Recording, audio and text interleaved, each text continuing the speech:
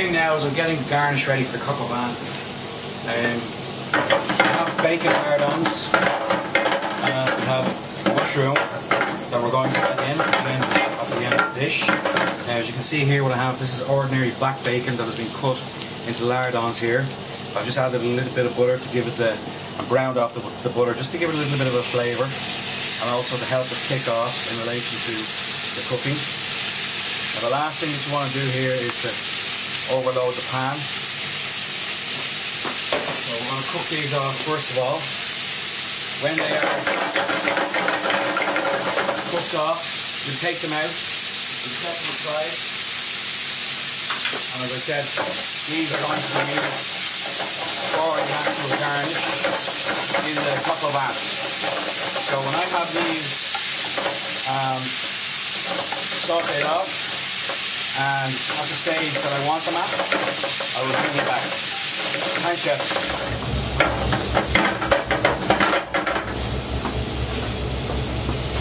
Okay, now we're moving on to the second batch of bacon.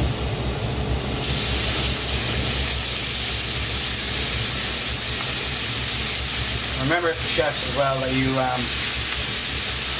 don't season this when you put it in the pan. Remember that the actual bacon itself is plenty salty, all right? So you don't need to add seasoning to this when you're doing it.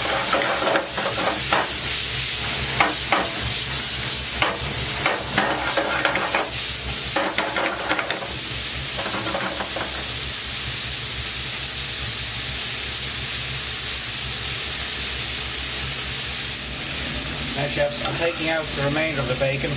You can see the stage that I have it at here. I've more or less, I haven't 100% cooked it. It's blanched, for a better word of it. Now, what I'm going to do now is I'm just going to add in the next part of the garnish, which is the mushrooms, and then we'll begin actually pulling the coq au vin together, okay? Now, the mushrooms are just about to go in.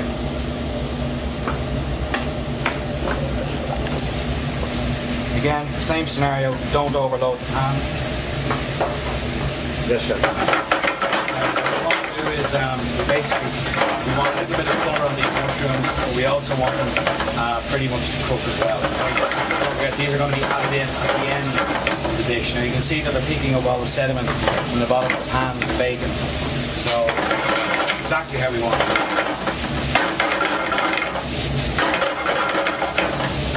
Just leave that cook away there, and then come back to you when we're at the stage where we're about ready to actually pull the whole coq au vin dish together. Okay, chefs, now what we're looking for here is, you can see here, okay, the juice is starting to come out of the mushrooms, right? Now, they're ready. This is the stage we take these off, okay? Don't overcook them. As soon as you begin to see the juice coming out of the mushroom, that's it, off. Okay, chefs, now we're ready to do the coq au vin. First thing now, we've sealed the chicken already, as you can see. We've put colour on the outside of it. Now, what I want to do now is basically get the chicken into the pan, get it going again, skin side down first. Now, I also want to add in, we have the flavour of the marinade all worked into the chicken, right? What I want to do now as well is I want to add in a shot of brandy. Now we can add in the brandy into the recipe. It actually supplements and complements the flavours that are already here in the chicken itself. So remember that if you're doing a large portion of this, getting your mise en place ready for the evening service, okay, it would be better to potentially have your sauce already made with your brandy in it, and then just to give it a quick dash in relation to just re-supplementing again, just re-enhancing it, and before you actually put it into the oven to finish off. Now, as you can see here, what I'm doing is I'm dry frying. Now, I'm going to add in our shot of brandy now at the moment, next minute. Then I'm going to add in our demi-glace. I'm going to put it into the oven. Now, don't forget as well, our demi-glace also has an amount of the marinade already in it, included in there. Okay? So, okay, let's get with the brandy next. Hey, young man, stand back and watch there. Be careful, okay? Now,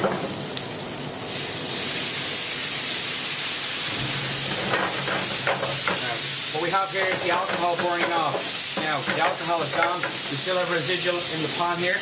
I want to get this demi-glace in the pan now. Our demi is going in now.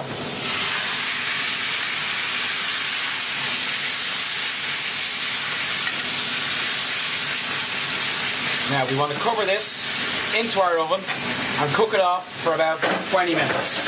So we're going to cover it now.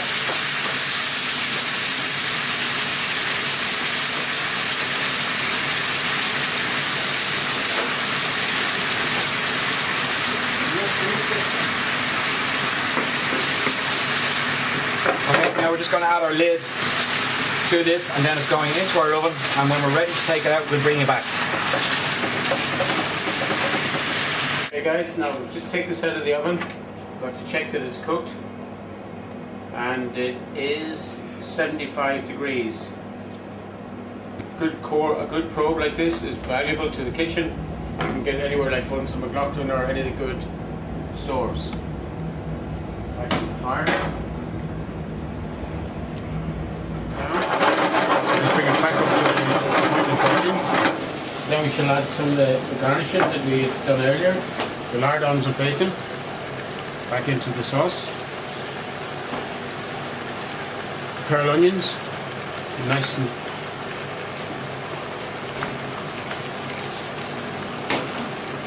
a hint of parsley. A spoon of our mushrooms.